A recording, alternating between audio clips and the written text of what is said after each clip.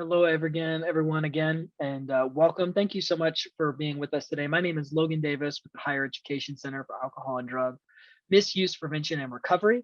I have the pleasure of serving as the Outreach and Engagement Manager for the center, and I'm going to be your moderator and presenter for today's session. HECAOD Memberships 101, ScreenU, Learning Collaboratives, and more. I'm excited to be joined by Melissa Griffin from Northern Arizona University. I will introduce her just a little bit later prior to her slides. We're going to cover some membership stuff and then some ScreenU, and then she's going to tell us a little bit about how Northern Arizona University is utilizing ScreenU. Okay. So we're going to get started here. Just a couple housekeeping items I want to cover. Majority of us are normalized with Zoom or used to Zoom at this point. Just want to let people know a few things. We will be taking questions throughout today's session. So if you can submit those through the Q&A, we want to make sure we address your question as it come in. So please submit those. If you have comments you want to share with other participants, please feel free to use the chat feature. But if you have questions, please do that through the Q&A so we can make sure to follow those.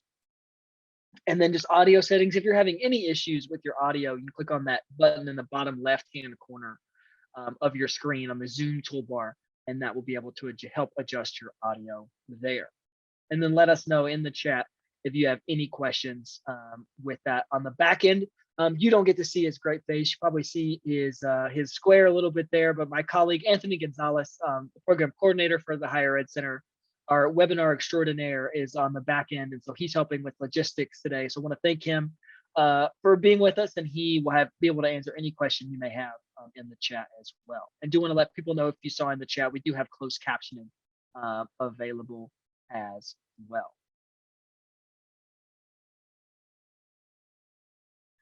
A couple events just coming up. We do have our next session in the water cooler chat series. We are taking June off. Just for the way the dates fell, our staff is going to be at the Association for Recovery and Higher Education Center Conference in Richmond, Virginia in June. And so, but in July, we're partnering with NASPA, their AOD Knowledge Community, the ACHA, ATOD, Coalition, and ARHE to have a listening session for AOD and recovery professionals. We also have our national meeting at the center coming up in the beginning of August the 1st through the 4th. And so we encourage you to learn more about that by visiting our website, hecaod.osu.edu. So with that, that is me. Much better picture than the one that we skipped previously. But as I said, I serve as the Outreach and Engagement Manager at the center. And one reason I love to use a childhood picture of mine, other than just because it's a cute kid in a cowboy hat, but my childhood and where I grew up influences a great deal of how I view prevention in general and the way I approach my work. I grew up in rural Western Kentucky in a very small, conservative Southern Baptist area. So I grew up in a very conservative and Southern Baptist family. And that just has shaped the way that I view the world, specifically around prevention. I grew up in a very abstinence-minded space. And have since evolved in many ways. And so, but that it greatly impacts the way I do and approach my work. So I want to let you all know what to expect as we kind of line things up here. We'll go through it of who and what the center is for the Higher Education Center. We'll go over a membership kind of model. We'll touch base on ScreenU, do a quick dive into that, and then we'll hear from Melissa.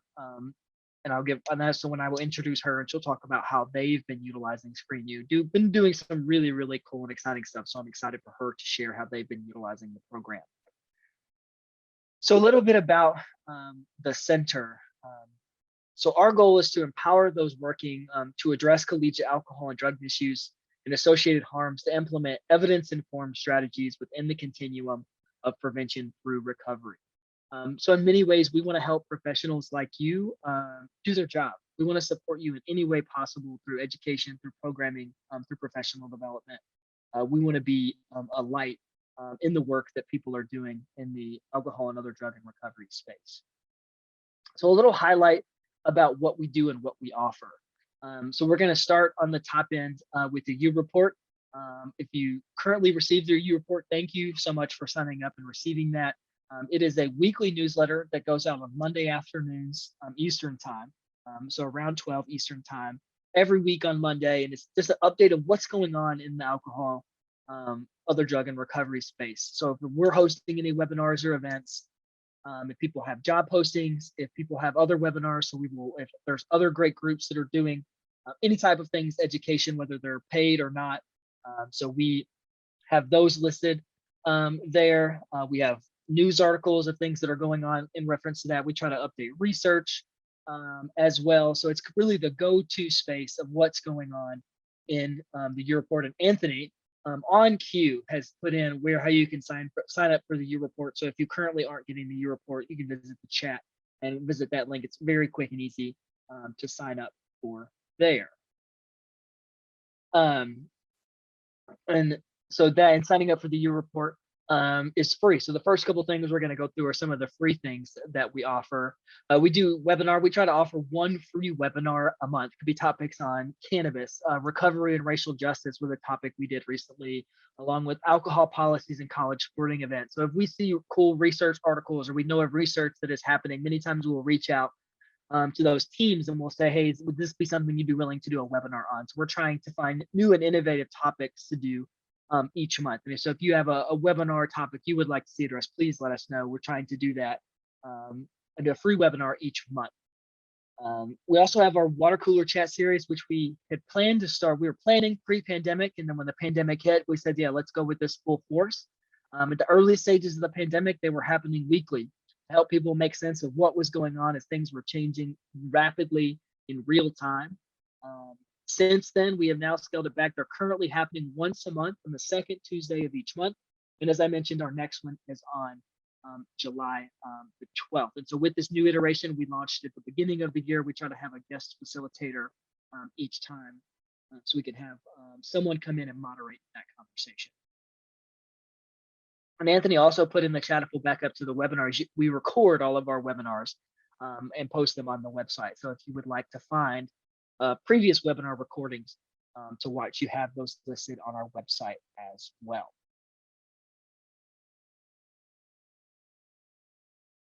So the next thing that I want to highlight is one of the things that we offer. We do learning collaboratives. We do two a year, excuse me, try to articulate that a little more clearly. We try to do a learning collaborative in the spring. So around end of February, March and April, and then also in the fall, September, October, and November. Try to make sure we're wrapped up before the end of November when holiday season begins to roll around.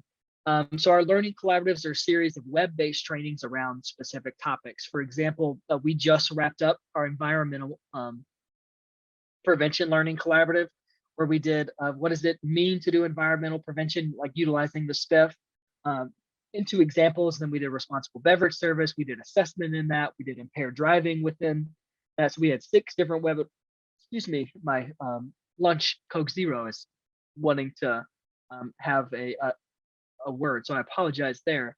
But so for around a specific topic, so they're anywhere from 4 to 6 different sessions around that topic. We try to bring experts in on those, and so just really get a very broad in view, but also then bringing the experts in to go in depth on those very broad views, so we can see kind of cover from head to toe a specific topic around that.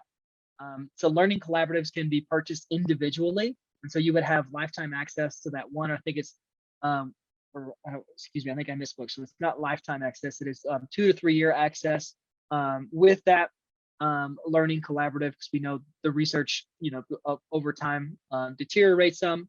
But then also our members have access to those. So you have access to any previous, current, and upcoming learning collaborative as well. So they're included. So every member gets 1 to 2 seats to that.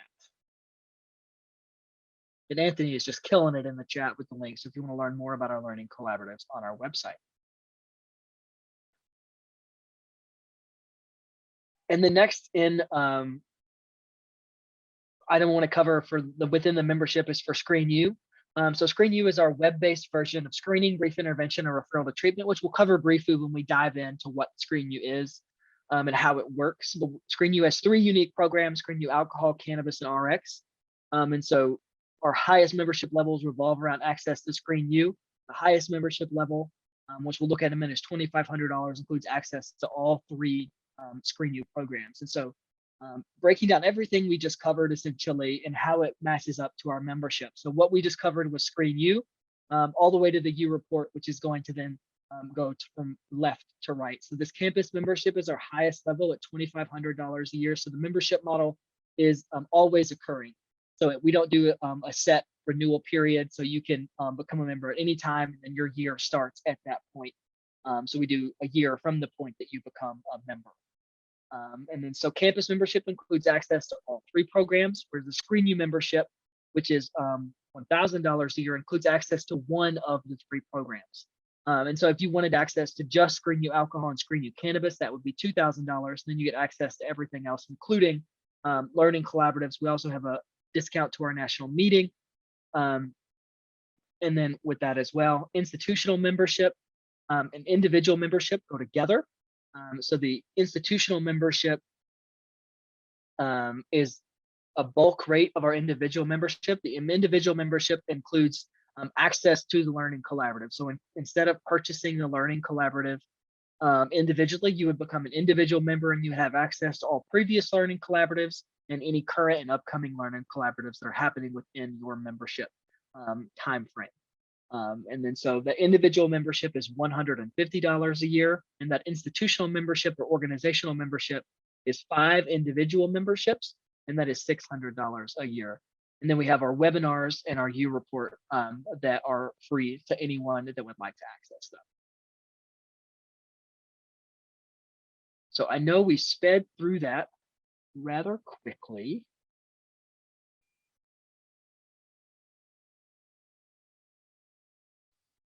But I want to take a minute and shift so we can spend some time talking about ScreenU and what it is, because it's a little more intensive. Of the things that we offer and provide, it really is the most in-depth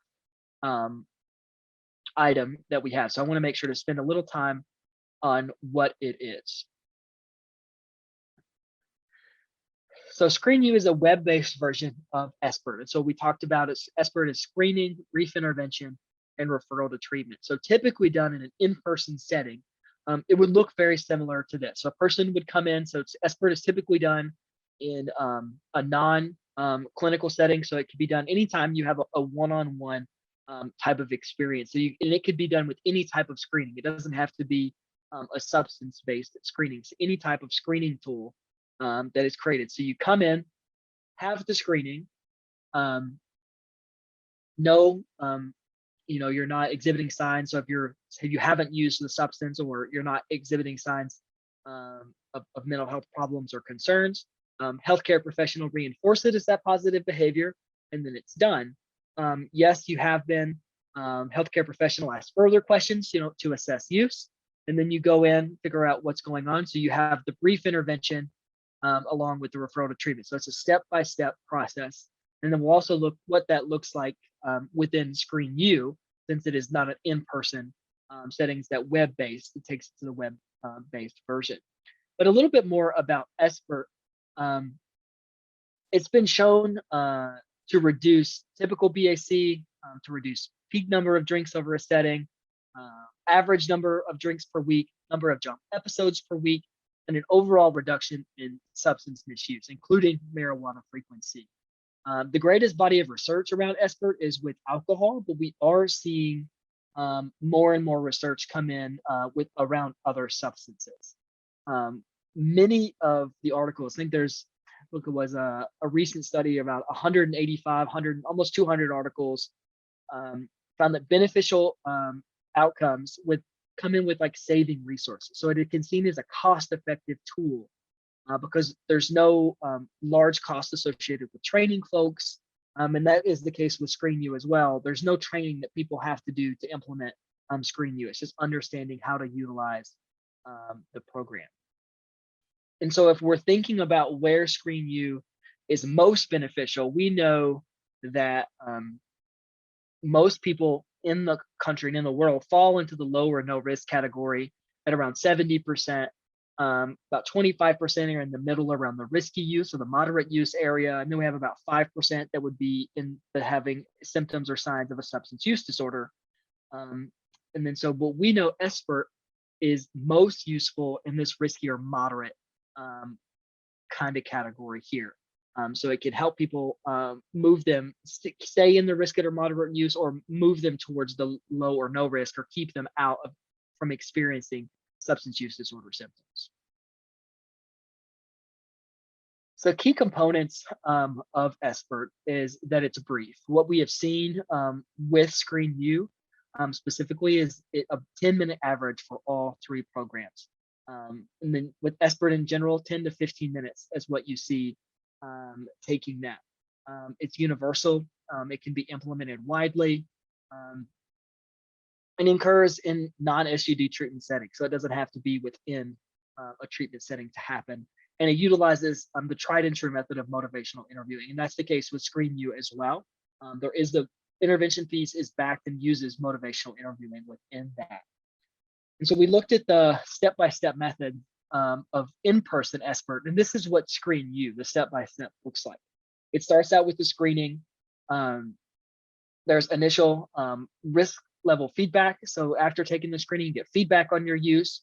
Going into that brief intervention, using motivational interviewing, having conversations around change, answering, open-ended and scale-based questions. We'll see a sample of that in just a minute. And it finishes with resources. So the resources portion is the referral to treatment. So that is the step-by-step that every single person goes through, and we'll look at examples of what that looks like utilizing the tool. Some benefits of ScreenU: it's web-based, it's a fully anonymous screening. It's brief, like I said, 10 minutes is the average time that we see to complete all 3 programs. It doesn't require any training to implement, connect students with vital resources on campus and can be in the community as well. Real-time reporting, there's some data that comes in with ScreenU, so you can see data coming back about students of how they're answering the questions, but along with risk level as well as recovery. Students can indicate they're in recovery, so you can get some really good information and data around the number of students you have in recovery. There are a couple of small customizable elements with recovery, and then it also utilizes programs for alcohol, cannabis, and RX. So it has 3 different programs that I can speak to.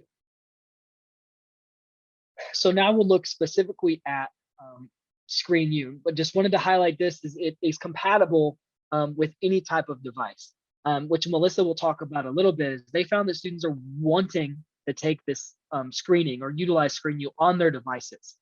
So even if they have another device available, they want to take it on a personal device because they can.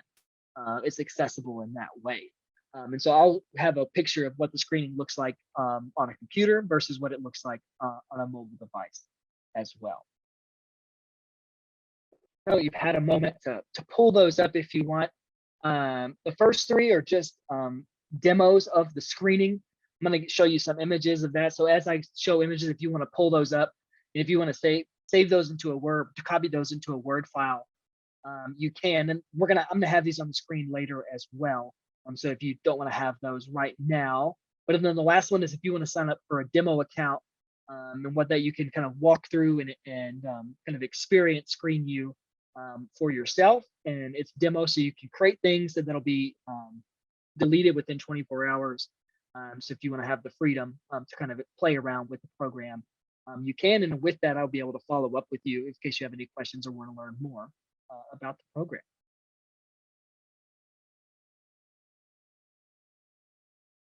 All right, so let's dive right in. Just checking the chat, making sure there's nothing there. Okay, everything looks good. Okay, so now what we're going to look at actual screenshots from the screening that the students will take.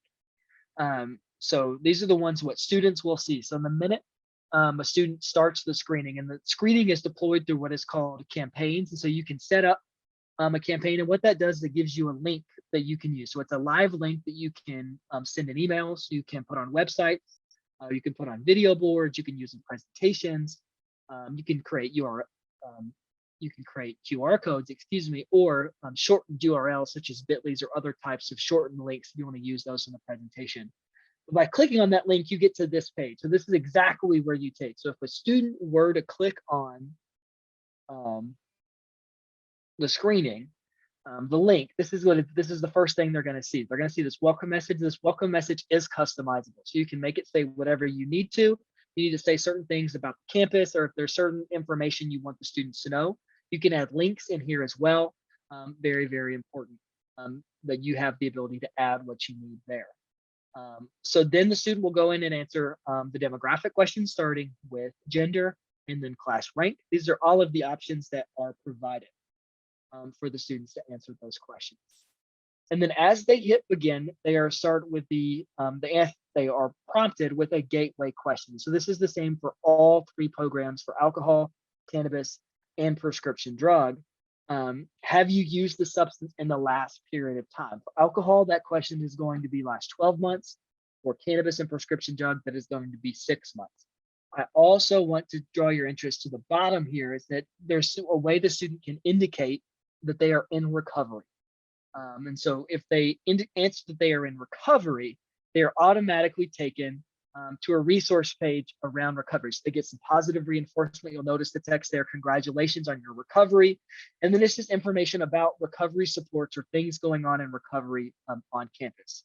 And so in the main dashboard, so what is the practitioner side of things, where you have to set everything up, there is a resource section where you can add these resources. There's a resource section for alcohol, cannabis, prescription drugs, so all three programs, but then there's a fourth one for recovery.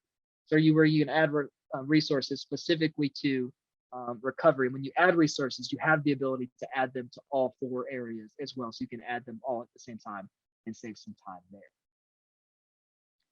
So as you're going through, so the question would show up like this. Question number one, list the question and then the options. And so just to let people know what screening tools we're using, for alcohol, we use the audit C, or just the audit, excuse me, the C is just the consumption scale. So the audit, just the 10 question questionnaire from the World Health Organization. For cannabis, we use the Q to R, also from the World Health Organization with the 8 questions. And then for prescription drug, we use an in-house tool that we created in concert with OSU College of Pharmacy. And here is what that looks like on a mobile device. So fits it into a mobile screen just perfect. So after a student goes through all questions in the questionnaire, then they get immediate feedback. So immediate feedback based on their answers. And that's feedback we've gotten from students that they like, so that it's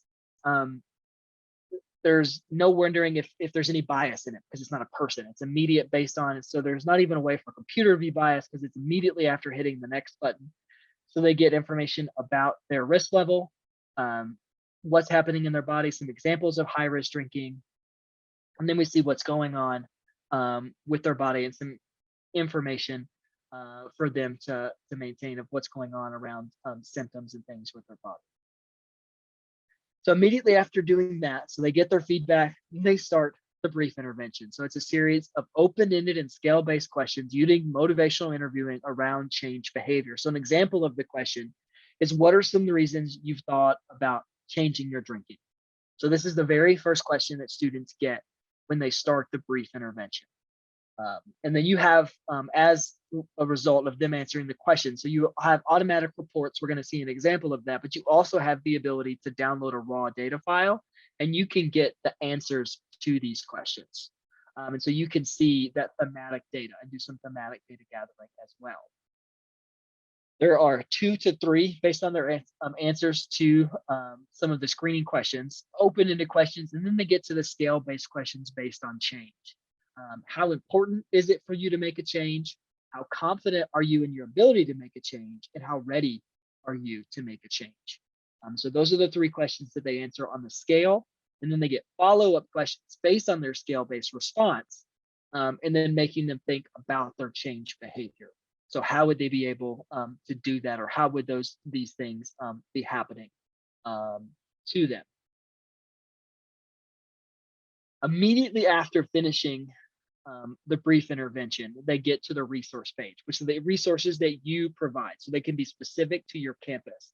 And then when you add them in a resource page, it'll ask you to categorize them in what categories. So there's like counseling services, health and wellness center, So that is where the algorithm knows where to place it on the resource page. But the name that you give it is what shows up for the student. So if you have a very specific name for your wellness center or counseling that is specific to the university, maybe includes the mascot or includes some like university specific name, you can put that here so a student will recognize that as they're looking through it. And so when these also drop down, and so you can include information about it, including clickable links for the website, clickable links for the email, and so they will know how to access information from that resource. In addition to resources that you provide, there are also information about some risk and protective factors that go along, so things that they can do to help take care of themselves. And then it continues down after those, some additional resources that are provided. Again, it's important to include recovery in each of the three. And then so this is what they look like when they are added to each of the three alcohol, cannabis, and prescription drug programs. The last thing that students see is the thank you page. And this is an additional customizable message. You have a lot more room to work here with the room. So you notice on the welcome message, it was a little jammed. If you added too much, it looked like it was going to push the demographic questions down. Here, you have the ability to put more information in. So you can do that. And again, you can add links, anything additional. One thing we've seen campuses do is if they want to put information, if you would like to talk to someone, fill out this form or email this person. So if a student knows that I want to follow up right now based on what I just did, they have the ability to do that. It's to submit so someone can reach out to them.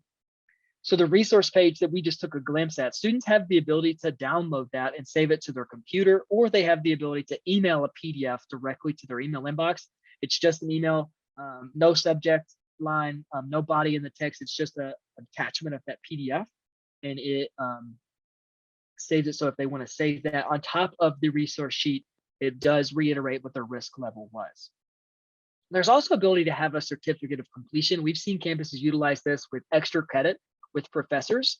So if the professor just wants to send out the link to their class and say, if you complete it, however many bonus points, and in that certificate of completion, it has a unique identification code. So the professors can then just make sure that those aren't identical, and then they can provide points that way.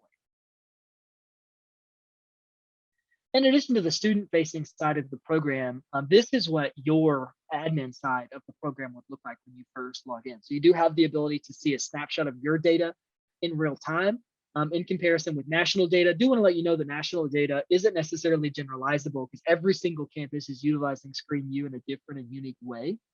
So it's important to know that caveat when looking at the national data set and specifically comparing it to your data set. You want to draw your attention to this left-hand toolbar here, because these are all of the functions of that. Like I mentioned, the program is deployed through what's called campaigns. And if you're interested in more learning about that, we can do a full demo. They take about 45 minutes. We would walk through the entirety of the program. Didn't want to bore people too much with the ins and outs there. Adding in resources is done here, as well as reports, which is what we're going to look like next. And then the last one is how you can manage campus to add, create departments and add users to that as well, and update any information that you have. And then if account information is in the top right-hand corner of that dashboard. So if you were to click that reports button, you have the ability to pull a campus report. And what a campus report it does, it pulls all data from the entire lifespan that we've been using the account. So an example I like to use, if we have an account that has been a member for over 3 years, it's going to pull every single screening from ScreenU Alcohol. If you leave the date blank, it's going to pull every single screening from the entirety of that. Let's say we were to put January 1 to June 8th, 2022 through that. So it's going to pull every screening from every campaign that took place January 1st, 2022 to today. So it's going to pull all of those. And then so what it does in the report is going to look just like this. Before we walk through this report, I do want to let you know that you do have the ability when creating campaigns, you have the ability to look at a campaign specific report. So instead of pulling from this campus report where we look at all data You can look at just campaign specific, and we would look through that. We would go through that in detail in a much longer demo. So if you're interested, again, those take about 45 minutes. So we'll walk through what some of the reporting features look like. There is a way that you can identify students for screening and then know whether they complete the program. So this chart lets you know that you inputted their email and they were sent a screening link that if they use, you would be able to track their completion. You can't see any of their data, but what you can see that they've completed or not. So all the students that I've identified there, this is what's showing up here. So in that green pie, it's the ones completed it. So this is showing there's more that did not complete it than those that did. This colorful chart here is our risk level chart. So it's our overall breakdown of risk level for students that have completed our screenings. This next chart, or this next slide that I'm gonna open up here, is if I were to click on any of these pie pieces, it's gonna pull up additional information about that. And so it's gonna pull up demographic information for that. So you have the ability to see additional information based on that. And then every single screening question also has a pie chart. And then you can look at additional information as well. So I know we went through all of that rather quickly. And next we're going to hear from Melissa at NAU, but I wanted to pause and see if anyone had any questions about ScreenU or anything before we hear from Melissa. So any questions at this time about ScreenU before we hear from Melissa about how it's being used?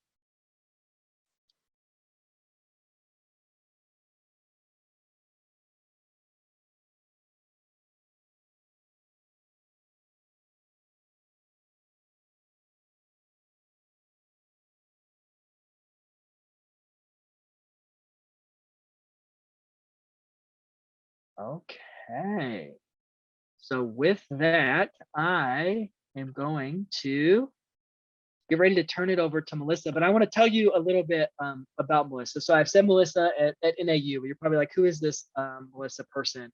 But Melissa currently serves as Director for Health Promotion Campus Health Services at NAU. She holds a master's degree in health psychology and a certificate in graduate studies in counseling.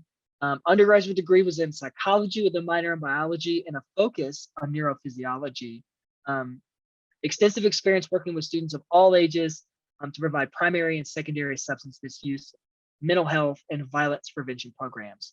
She has managed multiple regional and federal grant-funded prevention programs, including serving as the principal investigator for the SBIRT expansion grant at NAU. She also led the implementation of SBIRT within NAU's integrated health services and championed the adoption of the campus tobacco-free policy.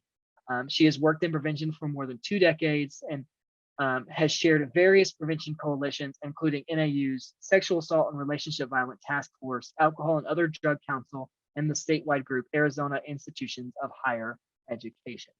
And so I just wanted to read the whole thing to let you guys know that Melissa is absolutely fantastic, and I'm super excited to hear from her. And Melissa, it's fascinating for someone in their 30s that has been working in prevention for over 20 years. So I want to know how you did that. Oh, you're too kind, Logan. I was just thinking as you read that, my gosh, I am old. So thank you for the very kind introduction.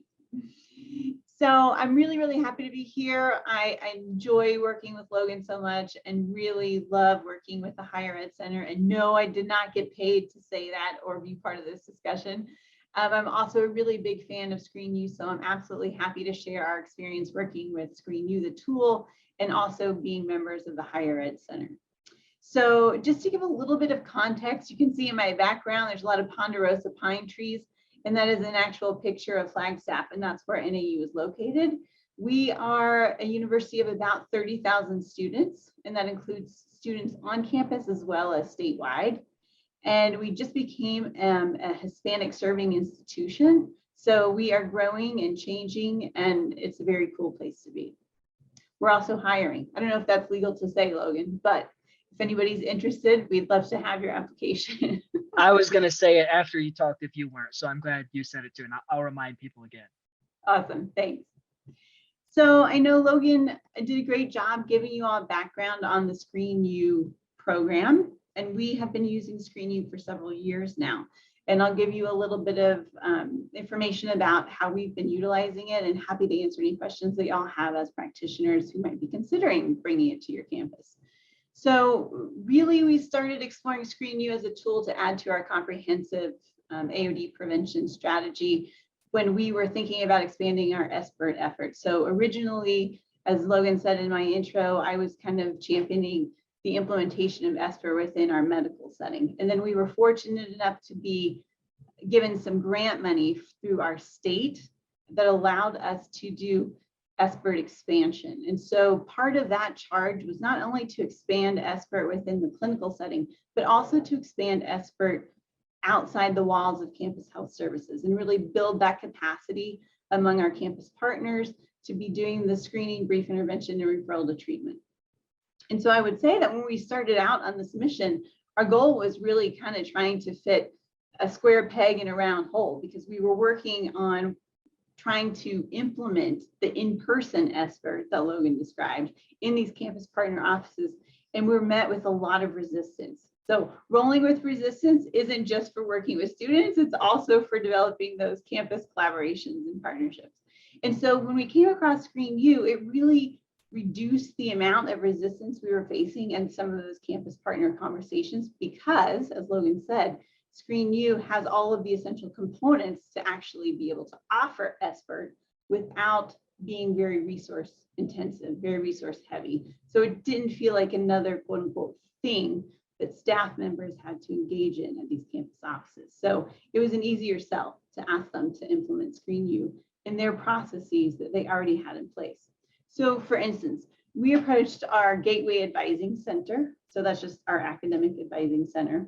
And we asked them if they wanted to partner in infusing ScreenU into their check-in process.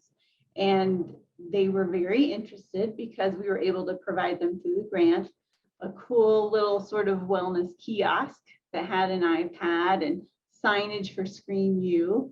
And then we worked through their whole check-in process to infuse where does it make sense to have students actually be handed this iPad, kind of like you do maybe when you go to the doctor's office, complete the ScreenU totally anonymously, and then return the iPad to the front desk, and then meet with your advisor, and then have the advisor follow up and say, hey, how did that go? Anything you want to explore, any information you need, questions, referrals, etc.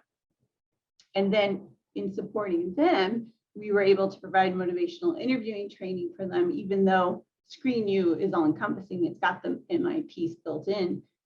The advisors could then have a supportive conversation if needed, if students wanted to talk more about the results that they got on their ScreenU during their check-in process.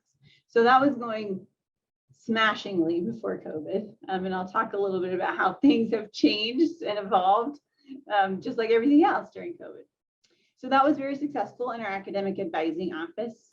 And then also in our academic success center. Similarly, we worked with them to use iPads and to infuse ScreenU into that check-in process when students came in for tutoring. Then in our inclusion multicultural office, we also worked with them to infuse ScreenU with their individual meetings, because they have a mentor-mentee program. And so while we didn't reach quite as many students that way, it was still part of those mentor-mentee conversations. And again, just infused in their process and standardized as one of the things that they talked with their mentees about. So that was very cool. And then of course, probably like many of you, one of our target populations is definitely fraternity and sorority life. And so we wanted to approach them about using ScreenU. And it went off to a slow start, but it was very, very reassuring, because once we were actually able to get into these fraternity and sorority chapter meetings and conduct what I would call a group SBIRT conversation, students were very receptive. They appreciated that it was non-judgmental. They also appreciated that personalized feedback, and they appreciated the conversation about how their group results actually tied to or were discordant with their chapter values. And so I'll tell you a little bit more about how we did that.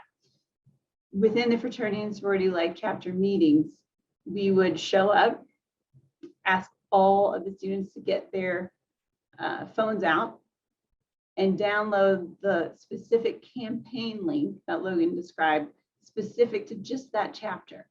And so they would each individually complete ScreenU, but we would have the data pie chart pulled up on the screen so they could see in real time, anonymously, of course, what the aggregate data was looking like for their entire chapter. So what percentage of their chapter was coming up, high risk, moderate risk, no use, in recovery, all of that. And then using that data, we facilitated a discussion about how does this match up with your chapter values? If you were going to make a change, what might that look like? And those were very productive, very well received conversations, so much so that the fraternity presidents started talking to each other and saying, hey, did you have that presentation? It was kind of cool. You should do that. And so we started getting a couple more proactive outreach requests from them, which never happened before. And so we've continued to be able to build that out, and we'll tell you about that in a second. And then also we approached our conduct friends in the Dean of Students office. And originally we wanted really SBIRT to be truly what it's meant to be, used as a universal screener. And that was met with some resistance for a variety of reasons, which makes sense. And once we were able to get everybody in a room and discuss, brainstorm some other strategies, we landed on using ScreenU within the conduct system for the low level AOD violations.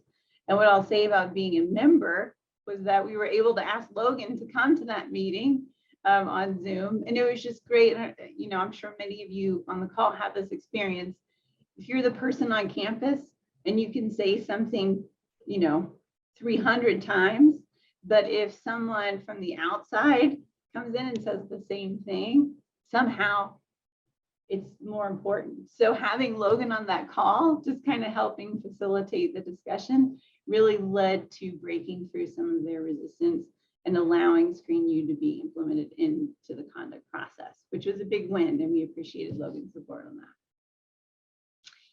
And then, so what happened during COVID? Well, everything blew up. All of those wonderful processes that we had worked so hard with campus partners to put into place with the iPads and the screening being infused into the check-in processes and all of that kind of went out the window, because much like us and maybe like some of you on the call, people just were not having as much interaction and engagement with students, and their check-in process was completely different. So it just didn't work. So we're currently revisiting what that's going to look like for this coming year. And we're going to be expanding the screenings into Live Well NAU Outposts. And that rolls up to and supports our 8 dimensions of wellness, which is Live Well NAU, which is based on the SAMHSA model. And so we'll be not only having ScreenU, AOD, SBIRT screenings in offices, we're going to expand that to mental health and other things. The cool thing that came out of the FSL partnership is starting this past year, all FSL chapters are now required to schedule a ScreenU conversation, which, by the way, no staff are allowed to be part of, because we really want to truly have an authentically genuine, anonymous conversation with students where they feel like they can be open. And so if they don't complete that requirement, they lose funding that's attached to an application process that they have to go through to host different social events for the following year. So it's a requirement, which is really, really exciting. And that was something that FSL put in place, not at our asking. So really successful partnership there. Melissa, just wanted to clarify. So you mean no staff member can be present? Lebanon's on the FSL side. So your staff would be present, but no FSL staff or advisor. Yes, right. Thank you, Logan, for clarifying. No, just wanted to make sure. Yeah, that's right. Yeah, because we wanted to be able to have, you know, open conversations with them and know that we're not doing it to bust anybody. If this group happens to be in a very risky range, it's really just for their benefit to consider, not for us to tell the director of FSL, you know, this chapter is higher risk than that chapter. We keep all of that data reporting to them in aggregate form. And so I'll just say, you know, again, going back to the rolling with resistance thing, we just continue to have conversations People have pulled back a little bit during COVID, but we're trying to reestablish some of those partnerships over the summer and looking forward to expanding this coming year. And then finally, I know Logan wanted me to talk about ScreenU, but I also wanted to just mention the benefit of being a member, especially with a lot of turnover recently. If others are experiencing that too, it can be a lot to onboard someone, especially with content. And those webinars and the resources from the Higher Ed Center are really critical in helping to give new employees a really broad perspective on AOD prevention in higher ed.